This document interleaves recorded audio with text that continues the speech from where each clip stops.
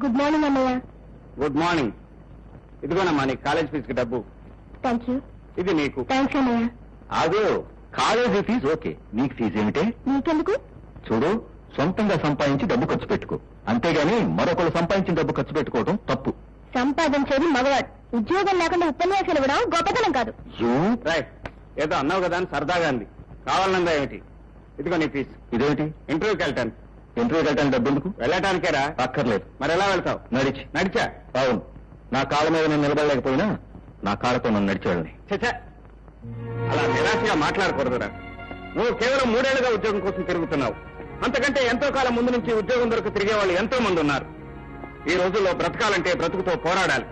కొందరు ఆకలితో, కొందరు కన్నీటితో, కొందరు ఆశలతో, ఇంకొందరు ఆత్మీయతతో పోరాడినప్పుడే అనుకున్నది సాధించగలరు. తెగించి ముందడుగు వేయాలి కానీ నిరాశతో వెనకడు వేయకూడదు. నువ్వు ఎక్కే నిచ్చెన పట్టుకోవడానికి నీ వెనక నీ అన్న ఎప్పుడూ ఉంటాడని గుర్తుంచుకో. Wish you best of luck. మంచి శకునం చూసుకుని వెళ్ళు. నేను ఎదురు చూసేది ఉద్యోగం కోసం, శకునం కాదు. ఇదిగో అమ్మా, ఇంటికి కొంచెం. ఈ నెల ఎక్కువ చేయండి బాబు. నా జీతం పెరిగిందమ్మా. ఈ రోజు మా అమ్మ చేత్తో బ్రహ్మాండంగా వంట చేయాలి. తమ్ముడు చెల్లె తిరిగి వచ్చేసరికి అదిరిపోవాలి. మిస్టర్ కృష్ణమూర్తి, ఇలా రండి, కూర్చోండి. వాళ్ళందరికీ అన్నీ తెచ్చారు, మరి నాకేం తెచ్చారు? Sorry sir.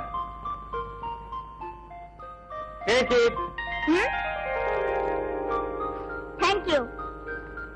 అన్నయ్య, మరంతా ఇంటికి ఇచ్చేస్తే నీకే వద్దా? నాకు మీరు కావాలరా? మిస్టర్ కృష్ణమూర్తి, మీకు 2 లక్షలు ఇస్తాను, కావాలా? 2 లక్షల? ఎక్కడేరా? నన్ను 2 లక్షలు పెట్టి ఇంజనీర్ చదువు చదివిస్తానన్నావు కదా, ఆ చదువు నేను చదవట్లేదు, ఆ 2 లక్షలు ఉంచుకో. ఇది చిన్న మనసు, పెద్ద ఆలోచన పెట్టుకో. అవును, నీకు పనిచ్చిన మేడం పేరేంటి? రజనీదేవి, మనందరికీ అన్నం పెట్టేది దేవత.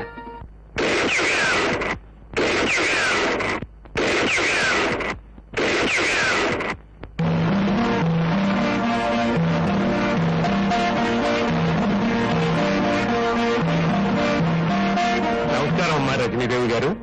చెప్పండి. వేణుగోపాల స్వామి వారి ఆలయం చాలా పురాతనమైనది, చరిత్ర గలది. కానీ ఇప్పటి వరకు ఆ స్వామివారికి ఎటువంటి అలంకరణలు లేవు. అయితే అందువల్ల ఆ శ్రీవారికి బంగారు కిరీటం, వజ్రాల పిడిబాకు, వెండి తొడుగు తొడిగించాలని నా ఆకాంక్ష. అందుకని విరాళాలు కావాలి, అంతేనా? చిత్తం సంపోటి వాళ్ళు అదే ఉండి ఆదుకోకపోతే ఇంకెవరు ఆదుకుంటారు చెప్పండి. దేవునికి విరాళాలు ఇచ్చేంత గొప్పవాళ్ళమన్నా. తమరు క్షమిస్తే ఈ రోజుల్లో భగవంతుడి విలువ ఆ రాతి విగ్రహాల్లో లేదమ్మా, దానికి అలంకరించే ఆభరణాల్లో ఉంది, ఆరగింపు చేసే నేతి నైవేద్యాల్లో ఉంది. అవునమ్మా, ఈ రోజుల్లో డబ్బు, వైభవం, ప్రచారం ఉన్న దేవుడికేనమ్మా భక్తుల నివాళులు. నోరు ముయ్యండి. ఈ సృష్టికి జీవన ప్రదాత భగవంతుడని నమ్మి ప్రజలు ఇంకా భక్తితో బతుకుతున్నారు.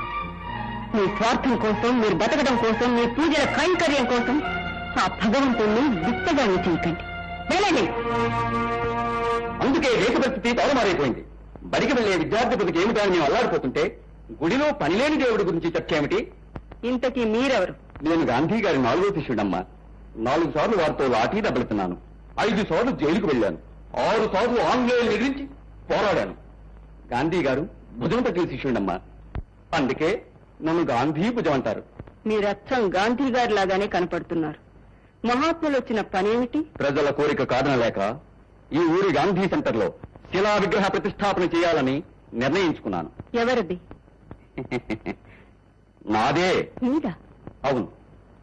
దాని మొదటి చందా మీరిచ్చారంటే దాని కింద పాలరాతి పలకం మీద మీ పేరు చెక్కించాలని నా కోరిక. మీరింత సదుద్దేశంతో ప్రజల కోరిక కాదనలేక తలపెట్టిన ఈ కార్యక్రమాన్ని మీ కాదంటానా? తప్పకుండా ఇస్తాను. కానీ మీరు బ్రతికుండగా కట్టించే మీ శిలా విగ్రహానికి కాదు, చచ్చాక ప్రజలు కట్టించే మీ సమాధికి. దేవుడి మీద బతుకుతున్నాడు, నువ్వు దేశం మీద బతుకుతున్నావు. నువ్వు వచ్చి చాలాసేపు అయింది, నాకు చాలా పనులున్నాయి.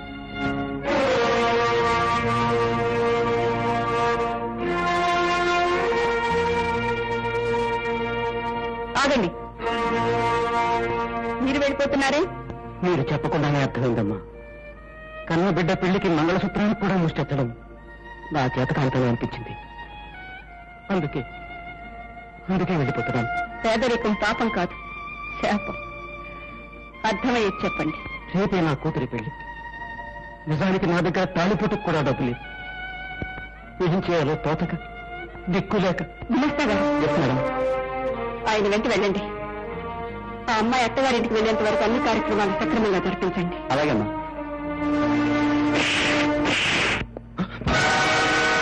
చెప్పు, కోర్టులో ఎందుకు అబద్ధం చెప్పావు? కళ్ళు లేని న్యాయస్థానంలో నీలాంటి ద్రోహులు చెప్పే తప్పుడు సాక్ష్యమే చట్టం అవుతుంది కదా అని ఎందరు నిర్దోషులు బలి పెడతారు. ఇక్కడ నిన్నెవరూ రక్షించలేరు. 1,000 మంది నీ పొత్తులు అడ్డుపడినా వాళ్ళ కళ్ళ ముందే నీ గుండెల పిండి నీ దాన్ని బయటికి తీస్తాను. చెప్తాను. నన్నేం చేయదు. చెప్పింది చేయించింది ఆ నాగభూషణం. నిజానికి హత్య చేసింది రజనీదేవి గారు రైతు కాదు, ఆ నాగభూషణం మనుషులే. నేను డబ్బు కాసిపడి డబ్బు కోసం గడ్డి తినే మనిషి కంటే గడ్డి తిని బతికే పసివే మేలని దీనిలాంటి వాళ్ళు నిరూపిస్తున్నారు. డబ్బు కోసం నువ్వు చెప్పిన తప్పుడు మాట ఓ అమాయకుడు జీవితాన్ని, అతన్ని నమ్ముకున్న వాళ్ళ జీవితాన్ని ఎంత నాశనం చేసిందో నీకు అర్థం కాదు. వీళ్ళకి కావాల్సింది వీళ్ళ కడుపులో నిండటమే. ఎవరు ఎలా పోతే వీళ్ళకే. ప్రపంచాన్నంతా సవాలుగా చేసి దోచుకోవాలనుకునే నరరూప రాక్షసులు వీళ్ళు. వీళ్ళ నరికి పోగులు పెడితేనే తిరిగి ధర్మం 4 పాదాల మీద నడుస్తుంది. నన్నేం చేయకండి. మీరేం చెప్పమంటే చెప్తాను, మీరేం చేయమంటే చేస్తాను. నిజం. చూడు, 21వ తారీఖున నువ్వు స్వయంగా సాక్ష్యాలతో సహా కోర్టుకు రావాలి. జరిగింది జరిగినట్టు చెప్పి ఆ నిర్దోషిని విడిపించాలి. ఒకవేళ నువ్వు హాజరు కాలేదా ఈ ప్రపంచం నుంచే నీ పాత్ర గైరు హాజరైపోతుంది. గుర్తుంచుకో. బహుశా నాగభూషణం వెనక దాగి తప్పించుకుని బ్రతుకుదామనుకుంటున్నావేమో. 7 సముద్రాల వెనక దాగిన గుట్టుబట్టుకు లాక్కొచ్చి నీ నెత్తులతో సహా నిదాన్ని కక్కిస్తాను. వెళ్ళావు ఆగు. తారీఖెంత? 21. అదే నువ్వు బ్రతికే రోజు, మాట తప్పితే చచ్చే రోజు. దొరకదనుకున్న వాడిని పట్టుకు తీసుకొచ్చాం.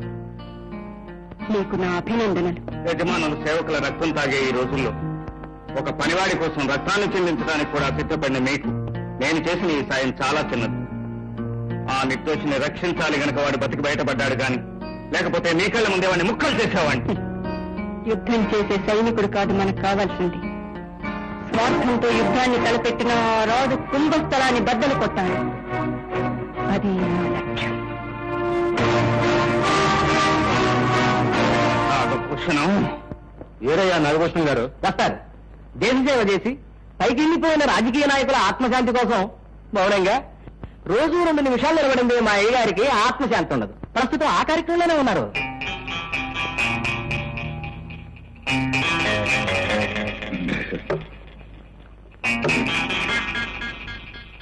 బయట పెద్దలు వచ్చి కూర్చున్నారు దర్శనం కోసం. వాళ్ళ కష్ట సుఖాలు ఎన్ని వస్తాను. మీరు మాత్రం సేవ ఆప్ చేయొద్దు కానివ్వండి. అయ్యగారు వస్తున్నారు. నమస్కారం సార్.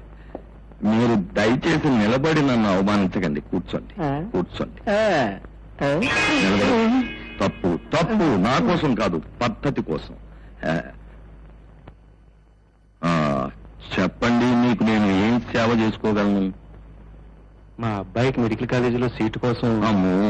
కాలేజీ విషయంలో, ఆ విరాళాల విషయంలో చాలా గొడవగా ఉందండి. సరే ఏం చేస్తాం, ఈతలు మూసేసిన దొడ్డుగారు ఉంటుంది కదా. సరే చూద్దాం. మీకు కావాల్సినంత దీంట్లోనే ఉందండి. చూడు. వెళ్ళండి. నమస్కారం. చెప్పండి. మీరు చెప్పిన ప్రకారం 2 లక్షల రూపాయలు దొంగ నోట్లు. నెమ్మది నెమ్మది. మీరు చెప్పిన ప్రకారం 2 లక్షల రూపాయలు దొంగ నోట్లు మార్చుకున్నాను. ఇదిగోండి వాడు. వెళ్ళండి. తర్వాత ఇంకెవరూ లేరండి. ఏమిటి, ఇద్దరేనా? అవునండి. ఏమిటయా, ఊళ్ళో పాపాలు చేసే వాళ్ళ సంఖ్య మరీ రోజు రోజుకి తగ్గిపోతున్నట్టుగా ఉంది. ఏదో పిల్లల పుట్టకన్నా ప్రభుత్వం వారు పద్ధతి ప్రవేశపెట్టినట్టు పాపాత్మలు అరికెట్టడానికి ఏం పద్ధతి ప్రవేశపెట్టలేదు కదా. నాగభూషణం గారు. రాజారావు. అవును సార్, నేనే. నిన్ను తాగి బజార్లో తిరగొద్దన్నాను కదయ్యా. నేను తాగలేదు సార్. అంటే బాత్రూమ్ లో కాలు జడిపడ్డావా? లేదండి. రజనీదేవి ఆ కృష్ణమూర్తి చేత చిత్త కొట్టించింది. రేపు నేను వాళ్ళ కోర్టులో సాక్ష్యం అనుకూలంగా చెప్పకపోతే మద్దతు చేసేస్తా ఉన్నారు. నువ్వేం నిర్ణయించుకున్నావు?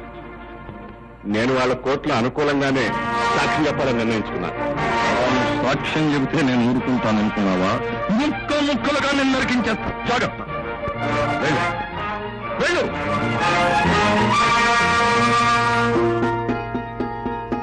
సుధా, పంతులమ్మ గారు 2 అంతస్తుల మేడ, 2 కోట్ల ఆస్తి, 2 తరాలకు సరిపడే పరపతి ఉన్న నువ్వు ఏమీ లేని దానిలా బడిలో పాఠాలు చెప్పడం చిచి నాకేం బాగాలేదు. ఎన్ని ఉన్నా ఈ ఇంట్లో ఉండవలసినవి 2 లేవు. అమ్మ, ఆప్యాయత. నీ దుర్మార్గాన్ని భరించలేక అమ్మ బలైపోయింది. డబ్బు సంపాదించి జాతిలో పడి నువ్వు ఆప్యాయతను మర్చిపోయావు. వాటి కోసం నేను ఆ దేవాలయానికి వెళ్తున్నాను.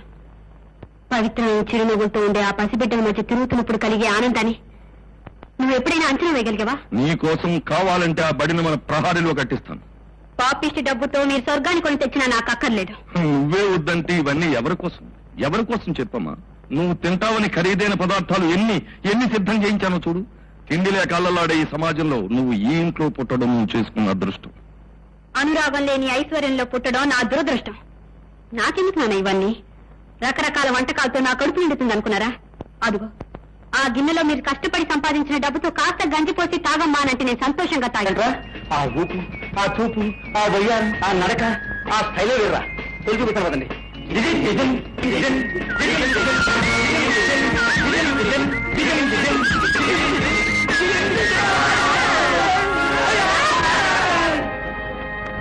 ఏంట్రా మా హిందీ మేము తెలుసుకున్నాం.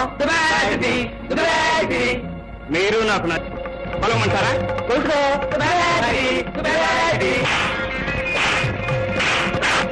మీ కొలతలెంతరా? ఇంకా వెళ్ళరా? ఒకసారి కొట్టుకురు ఓపిక లేదు అంతేగాని పారిపోయి ఏమిటి మీరు చేసిన పని? లేకపోతే ఏంటండి ఆ రౌడీలు మిమ్మల్ని నన్ను నా అందాన్ని వర్ణించారు. మీకేం బాధ? వాళ్ళు కూసిన కూతులు నాకు నచ్చాయి. మీకేంటి అభ్యంతరం? నాకు తెలియదండి వాళ్ళ కూడా మీకు అభ్యంతరం లేదని. పోనీ వాళ్ళని ఒకసారి పిలవమంటారా? అక్కర్లేదు. మరి నన్ను వెళ్ళమంటారా? లేదు. మరి ఏం చేయమంటారు? వాళ్ళెవరో తెలుసా? బహుశా మీరు రోమియోలో ఉంటారు. నాన్సెన్స్. వాళ్ళు నా బాడీ గార్డ్స్. రోజు నన్ను ఇలా కలుసుకుంటూ కొలువు చేసుకుంటూ నన్ను జాగ్రత్తగా తీసుకెళ్లి స్కూల్ దాకా దేపడుతున్నారు. ఇప్పుడు మీరు వాళ్ళని తని తరిమేశారు. Now what is your duty? మీరే చెప్పండి. నన్ను మీతో పాటు తీసుకెళ్లి జాగ్రత్తగా స్కూల్ దాకా దేపెట్టాలి. ఎక్కండి. నో, నేను నడుస్తాను. మీరు నడుస్తారు. నేను నడుస్తూ దీన్ని కూడా నడిపించాలే. నేర్చుకోండి. ఏంటి? నడవడం కూడా నడిపించడం.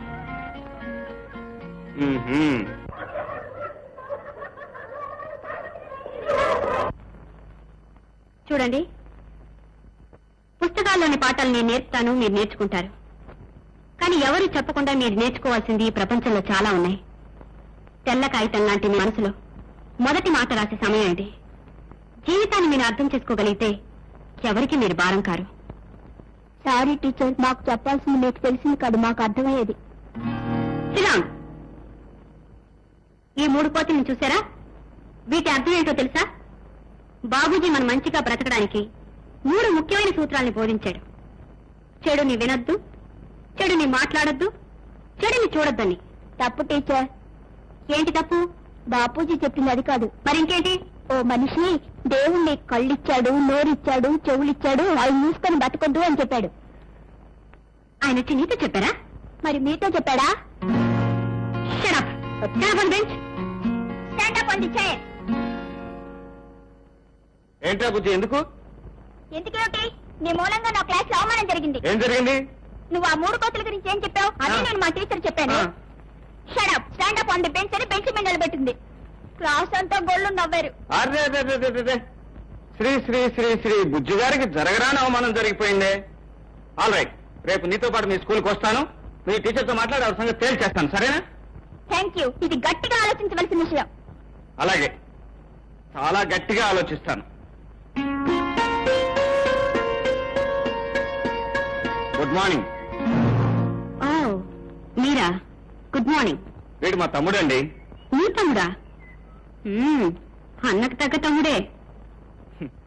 అందుకేనండి వీడి గురించి మీతో మాట్లాడటానికి వచ్చాను. ఏమిటది? వీడిని బెంచీ మీద నిలబెట్టారట. అధిక ప్రసంగం చేస్తే నిలబెట్టాను. అయితే వీడు చెప్పింది తప్పంటారా? మీరు కాదంటారా? కాదని చెప్పి మిమ్మల్ని ఒప్పించడానికే వచ్చాను. చెడు జరుగుతుందని చెప్పినా వినకుండా, అధర్మం జరుగుతుందని తెలిసినా చూడకుండా, అన్యాయం అని, అక్రమం అని అర్థమైనా నోరెత్తకుండా, కళ్ళు చెవులు నోరు మూసుకుని బ్రతికే బ్రతుకు కాదు. వేణు చూడు, విన్నది కన్నది నువ్వు నమ్మింది ధైర్యంగా గొంతెత్తి చాటు అని చెప్పడమే బాబూజీ ఉద్దేశం. కాదంటారా? గుడ్. బాబూజీ ఉద్దేశం అదైనా కాకపోయినా మీరు చేసిన వ్యాఖ్యానానికి నిన్ను మెచ్చుకోక తప్పదు. ఇంత ఇంతవరకు ఎవరు చెప్పని నిర్వచనం మీరు చెప్పినందుకు నా థ్యాంక్స్. టీచర్ థ్యాంక్స్ చెప్పాల్సిన నాన్నే కాదు నాకు. ఓహో థ్యాంక్ యూ. వెల్కమ్. మీరెంత చదువుకున్నారు? ఎంఎల్ అంటే మాస్టర్ ఆఫ్ లైఫ్. ఏ యూనివర్సిటీలో? యూ యూనివర్సిటీలో. యూ యూనివర్సిటీలోనా? అదేనండి, యూనివర్సల్ యూనివర్సిటీ, ఈ విశాల విశ్వం అనే యూనివర్సిటీలో. సబ్జెక్ట్ ఏంటో? జీవితం. స్పెషలైజ్ చేసింది మనుషులను అర్థం చేసుకోవటం. మనసులు దాకా వెళ్ళదా? ప్రస్తుతం అదే స్టడీ చేస్తున్నా. టైం అయిపోయింది, వస్తానండి. Good morning to everybody. I am G Murari. Good morning. Can I sit here? Take your seat. Thank you. మీరు ఎంఏ గోల్డ్ మెడలిస్ట్. మీరు డిగ్రీ తీసుకుని 3 ఏళ్ళు అయింది. ఇన్నాళ్ళు ఏం చేస్తున్నారు?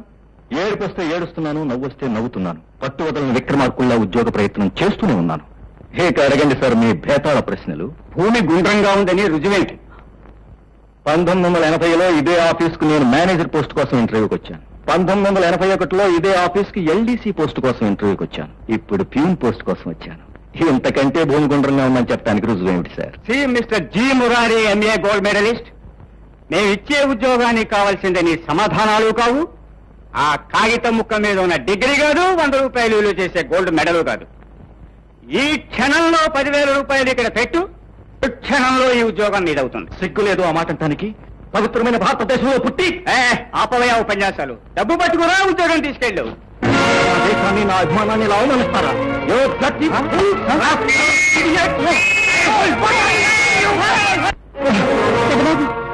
ఏమిటి? ఏమైంది? ఏముంది, రోజు ఉండేదేగా. అర్థం లేని ఉద్రేకం, అనవసరమైన ఆవేశం, ప్రతి చోట పోట్లాట, రోజుకో దెబ్బలాట. ఒరే చిన్నబాబు, ఏమిట్రా ఇది?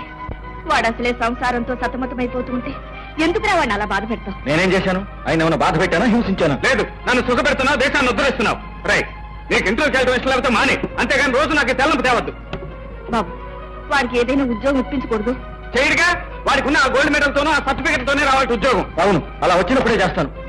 వస్తుందిరా, ఈ ప్రపంచమే నీ కోసం మారిపోతుంది. అన్యాయం, అవినీతి అంతరించిపోతాయి, లంచాలు, సిఫార్సులు మాయమైపోతాయి. అయ్యా ధర్మరాజు గారు అంటూ ఉద్యోగం నేరుగా నీ ఇంటికి వచ్చి వరిస్తుంది. అందాక ఇక్కడే పడిండు. అయితే ఈయనకి ఎప్పటికీ ఉద్యోగం రాదన్నమాట. ఇంట్లోనే కూర్చోవాలి. మనకి వ్యతిరేకంగా సాక్ష్యం చెబితే ప్రాణం తీసేస్తామని వార్నింగ్ పంపించాం కదా, వాడెందుకు వస్తాడు? తెలుగులోనే చెప్పారు కదండి, వాడు రాడు. వేచి చూడాలి.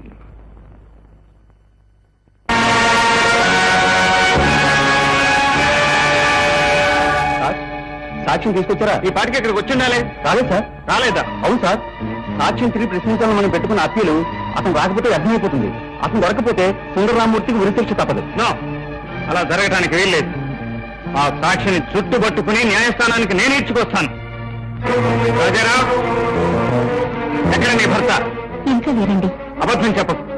వాడు మోసం చేసి తప్పించుకుని పాతాళలోకంలో ఉన్నా సరే విడిచిపెట్టను. చెప్పు, ఎక్కడ? మీరు కృష్ణమూర్తి గారా? అవును. నాగభూషణ మనుషులు నిజం చెప్తే ప్రాణాలు తీస్తామని బెదిరించారు. అందుకు భయపడి నిన్న రాత్రంగా బయటకు వెళ్లిపోయారు.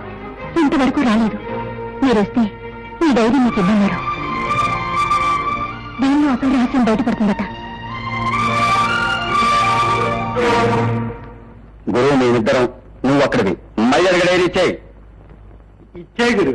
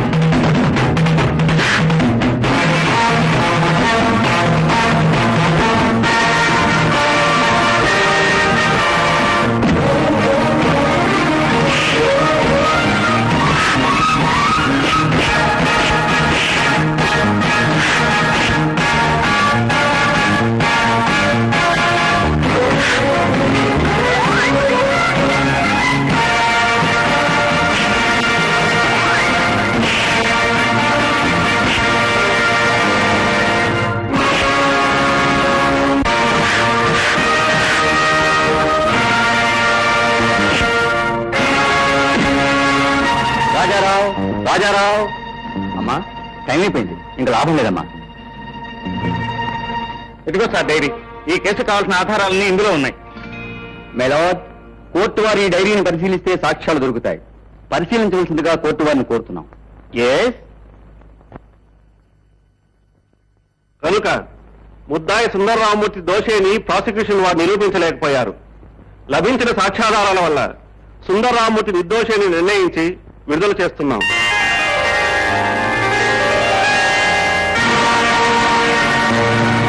బాబు, నా ప్రాణాన్ని కాపాడి నా కుటుంబాన్ని నిలబెట్టారు బాబు. మేము ఈ జన్మలో మర్చిపోలేం బాబు. మీ ప్రాణాలు